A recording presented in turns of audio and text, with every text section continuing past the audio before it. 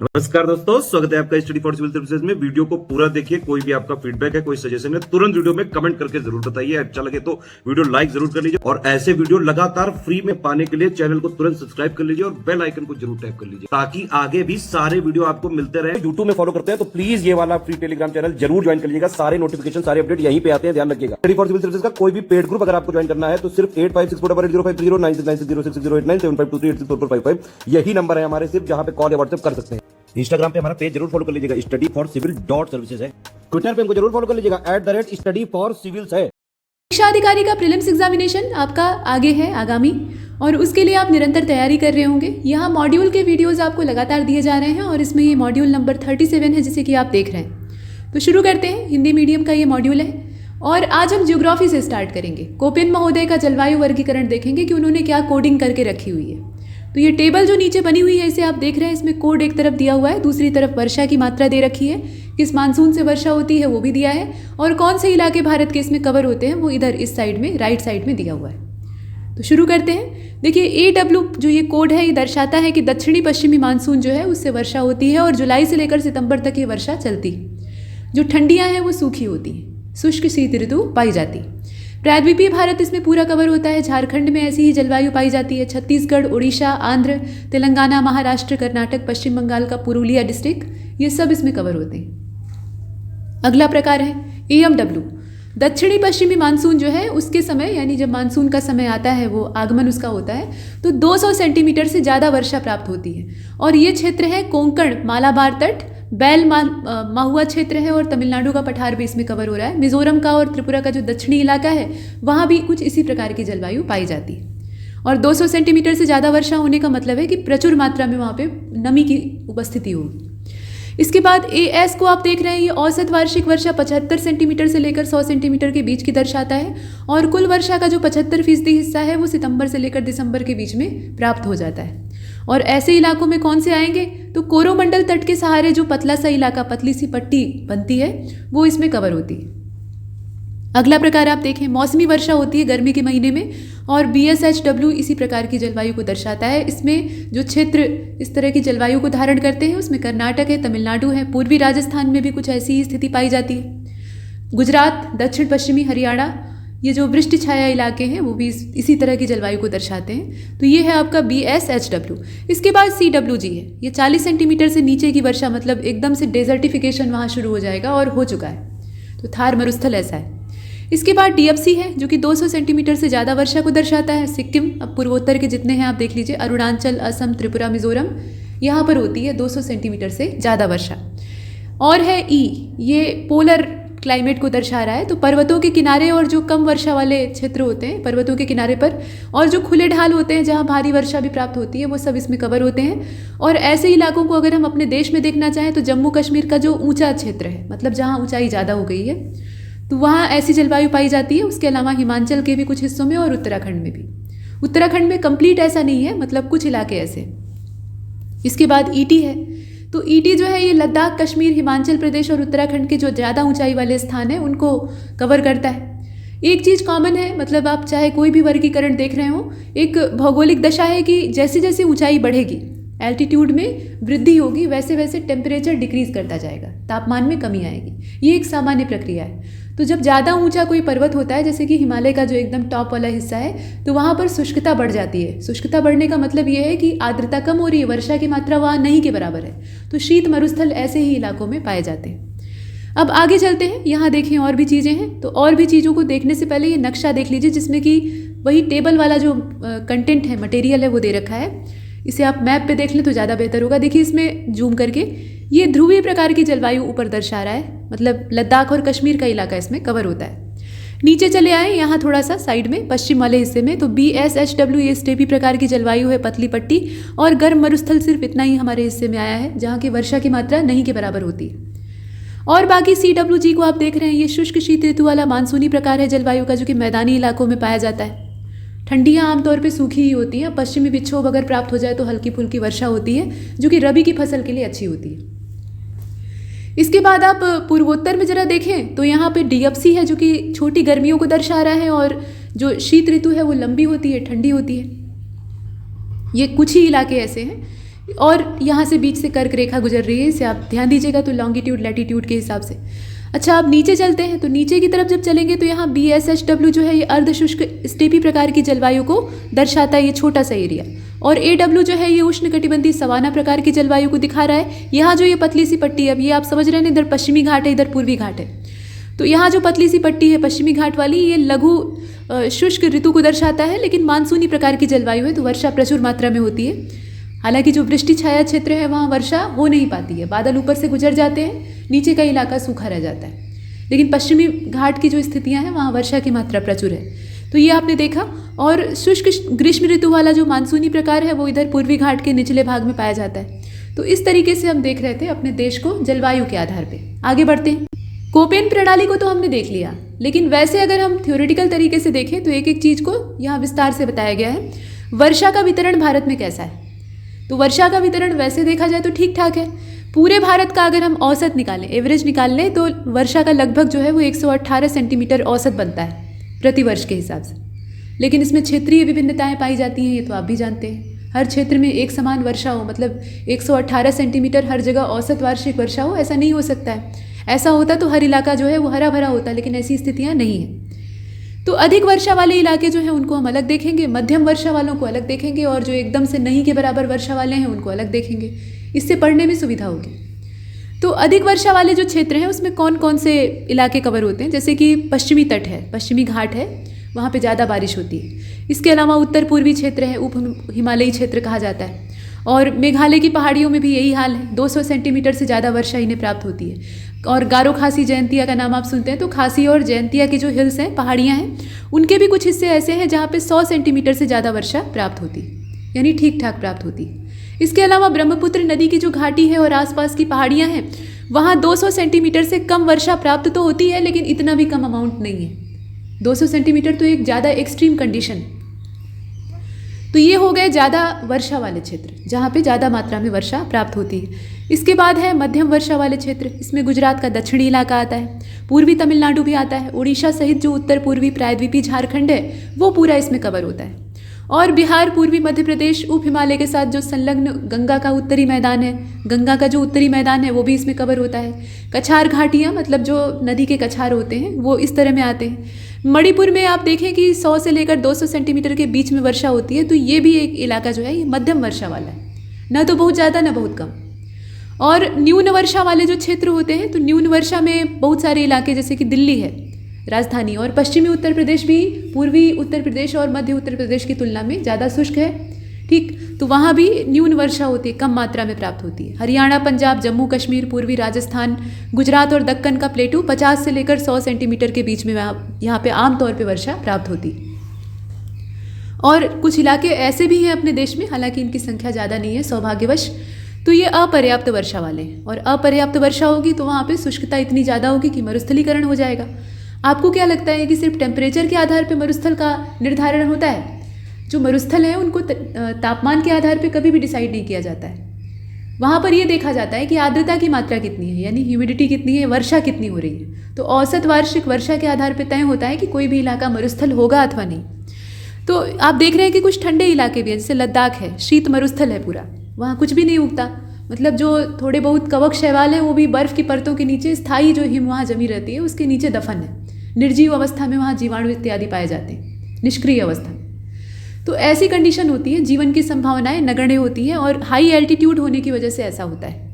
बाकी अगर आप देखें तो आंध्र प्रदेश, कर्नाटक, ये जो हैं इसमें भी कुछ विशेष भाग ऐसे हैं जहाँ अत्यल्प वर्षा प्राप्त होती है। अत्यल्प वर्षा का मतलब है कि वो काम भर की नहीं होती है।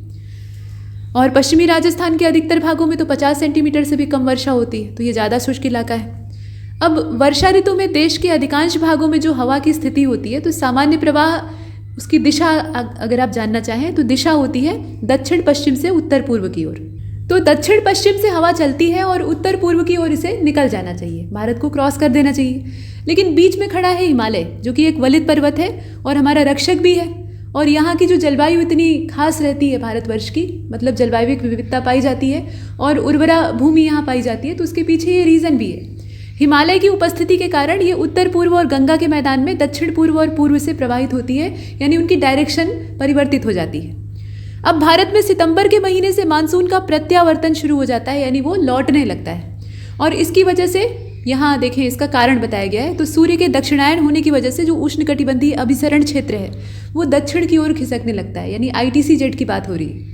और इस क्रम में उत्तर पूर्व भारत से चलने वाली जो मानसून है वो बंगाल की खाड़ी में आर्द्रता ग्रहण करती है और तमिलनाडु में जाकर चेन्नई इत्यादि में वर्षा करती है। उस समय वहाँ पे बारिश होती है।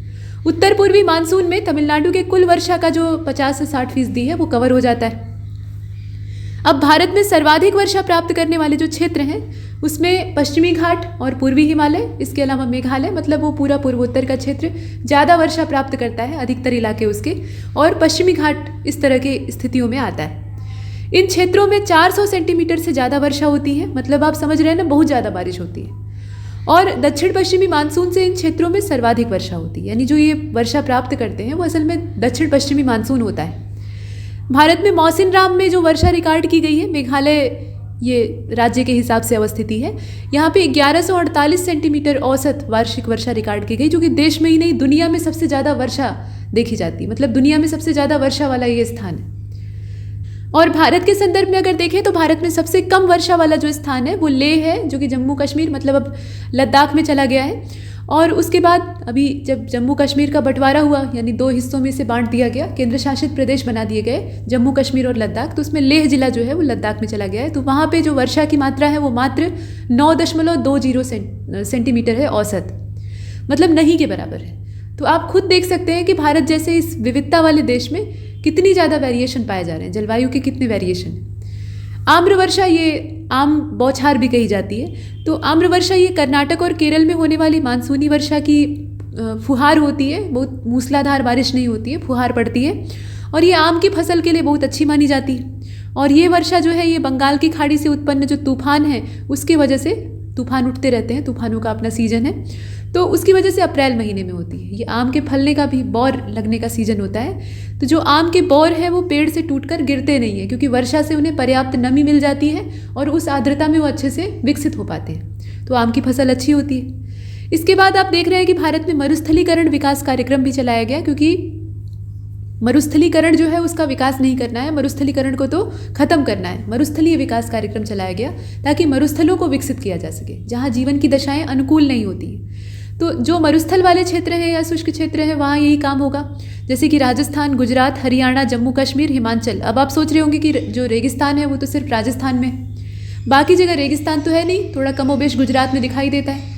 लेकिन यहाँ पे रेगिस्तान की बात नहीं हो रही है, यहाँ पे कम वर्षा वाले जो क्षेत्र हैं उनको सावधानीवश कवर करने की बात की जा रही है। तो यहाँ पर ये शुरू की गई थी योजना 1977-78 में, और वर्ष 1995-96 में आंध्र और कर्नाटक को भी इसमें शामिल किया गया, जहाँ पे वर्षा कम मात्रा में होती। जहाँ वर्षा कम होगी वहाँ मरुस्थलीकरण की संभावना बढ़ जाएगी। अब गर्मी के मौसम में आने वाले कुछ स्थानीय तूफान होते हैं, तो तूफान में आप आम्र वर्षा को नहीं डाल सकते हैं, लेकिन इसके बारे में इन्फॉर्मेशन दी है, उसे आप देखें। तो गर्मी का मौसम खत्म होते होते मानसूनी बौछारें पड़ती हैं, जो कि केरल और तटीय कर्नाटक में एक आम बात है।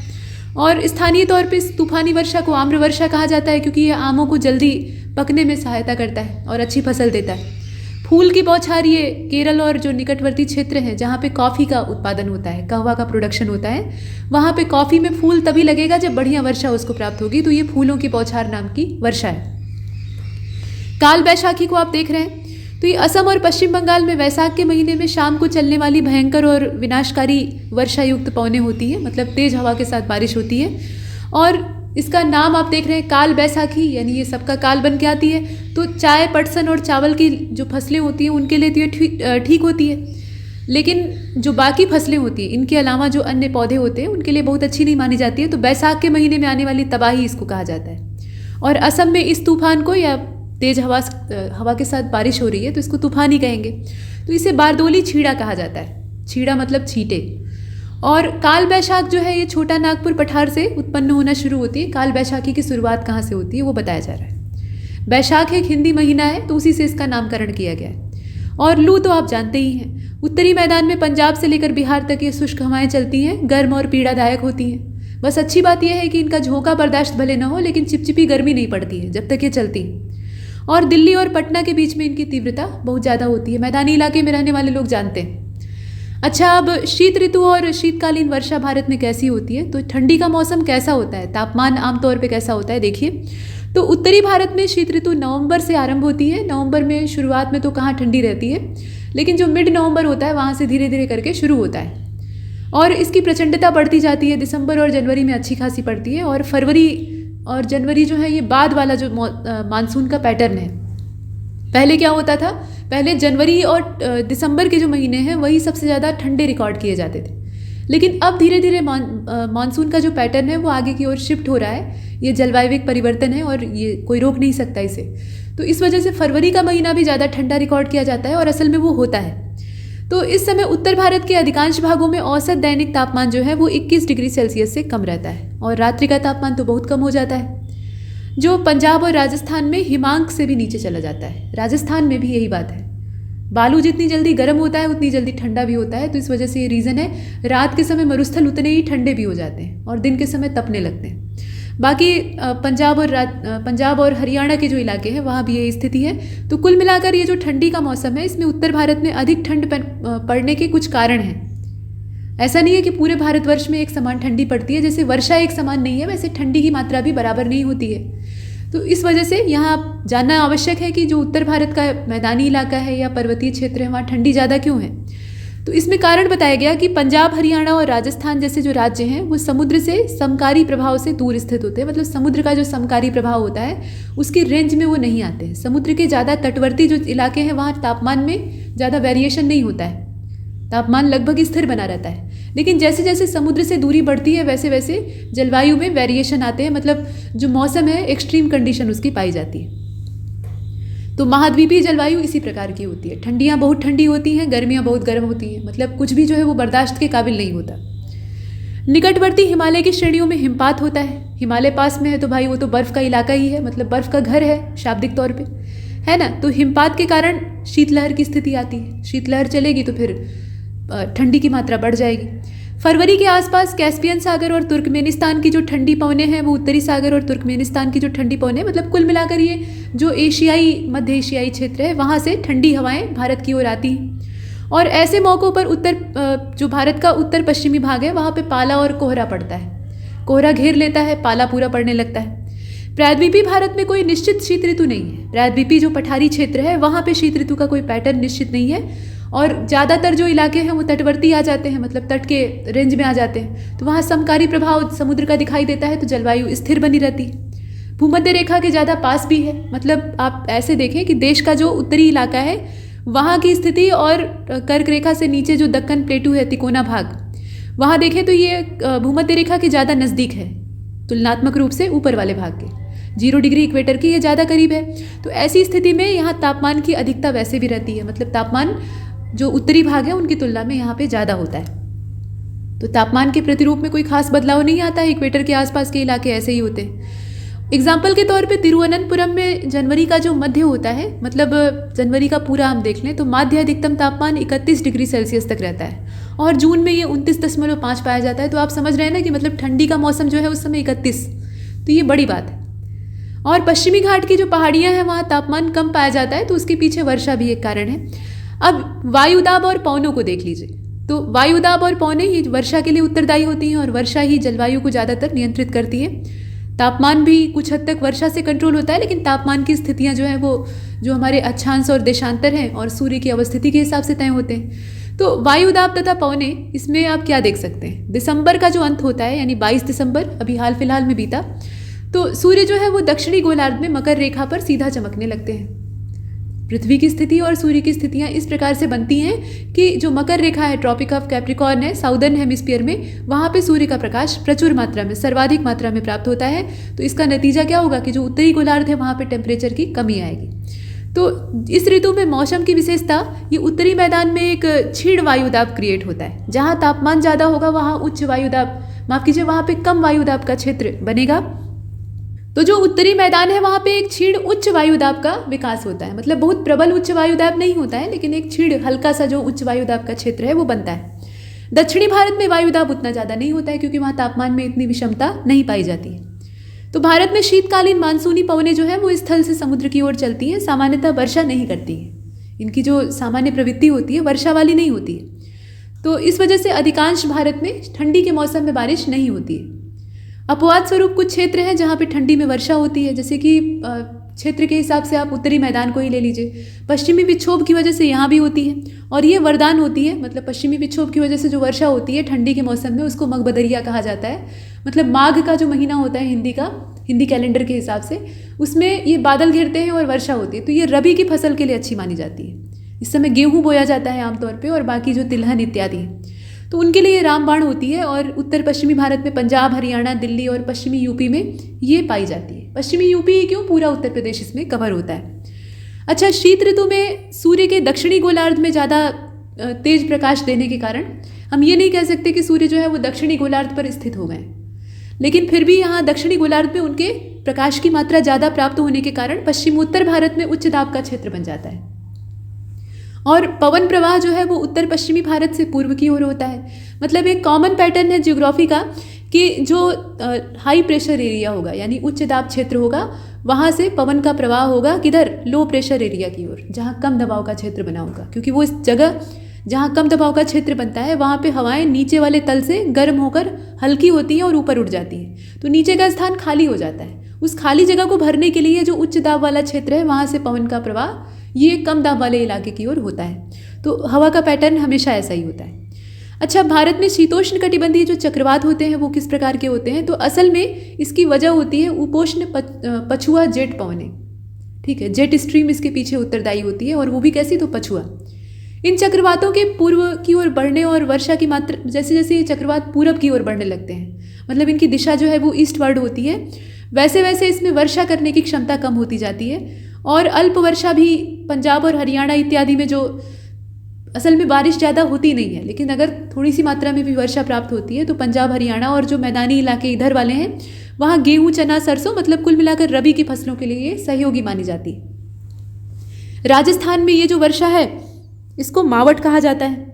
और हिमालयी क्षेत्र जो है वहाँ हिम रेखा से के ऊपर इनसे हिमपात होता है। मतलब हिम रेखा का मतलब है कि वो स्थायी जमी हुई बर्फ का इलाका है, तो उसके ऊपर हिमपात होता है। और इससे जो नदियाँ हैं वो वर्षवाहिनी बनी रहती हैं। वर्षवाहिनी का मतलब ये है कि हमेशा उनमें प्रवाह बना रहता है। इसको आप ऐसे समझ सकते हैं कि जो बर्फ़ की परत स्थिर तौर पे जमी हुई है उसमें भी जलवायु के बदलाव की वजह से या तापमान में वृद्धि की वजह से मेल्टिंग का प्रोसेस होता है, यानी वो पिघलती है।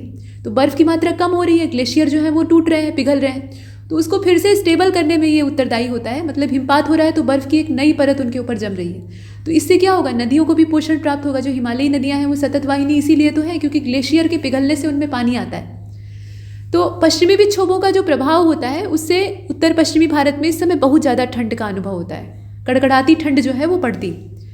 और भारत में पश्चिमी विक्षोभों से औसत वार्षिक वर्षा का जो लगभग 3% है वो प्राप्त होता है। अब जो उत्तर पूर्वी मानसून है उसकी अगर बात करें तो अक्टूबर से लेकर नवंबर के बीच में तमिलनाडु, दक्षिणी आंध्र प्रदेश, दक्षिण पूर्वी कर्नाटक और दक्षिण पूर्वी केरल में झंझावाती वर्षा होती है। मतलब हवा के थपेड़े होते हैं और साथ में बारिश होती है। उत्तर पूर्वी मानसून बंगाल की खाड़ी से जलवाष्प ग्रहण करता है और उसके बाद जो जलवाष्प है उसको मैदानी इलाके या जो आगे के क्षेत्र आते हैं उसके रास्ते में वहाँ पे वो बारिश के रूप में देता जाता है। तो ये वर्षा का वितरण है। मानसून कैसे अपना काम करता है वो हम देख रहे हैं।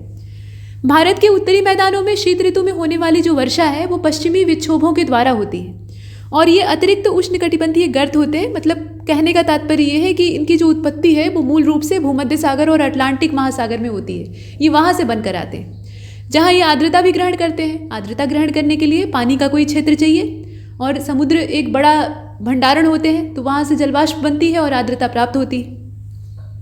उत्तर भारत में पश्चिमी विक्षोभों से होने वाली जो वर्षा है वो गेहूं की कृषि और रबी की हर फसल के लिए लाभकारी होती है। भारत में शरद ऋतु का जो काल है वो अक्टूबर से नवंबर में लौटते मानसून यानी उत्तर पूर्वी मानसून से तमिलनाडु के तट पे करीब 65 से लेकर 75 सेंटीमीटर तक वर्षा कराने में सक्षम होता है। ये वर्षा की मात्रा आप देख रहे हैं, जो कि आंतरिक भागों की तरफ जाने पे मतलब बाहरी हिस्सों में ये ज़्यादा होती है और जैसे जैसे हम अंदर की ओर जाते हैं वैसे वैसे इसमें कमी आती जाती है। इसके अलावा उत्तर पश्चिमी भारत में भी जो पश्चिमी विक्षोभ से वर्षा प्राप्त होती है उसे भी हम देखते हैं। इसमें पंजाब भी आता है, पंजाब को भी हम इसी में शामिल करते हैं। तो यहाँ तक हमने ज्योग्राफी के कुछ कॉन्सेप्ट क्लियर किए हैं और इस लेक्चर में इतना ही। तब तक के लिए नमस्कार।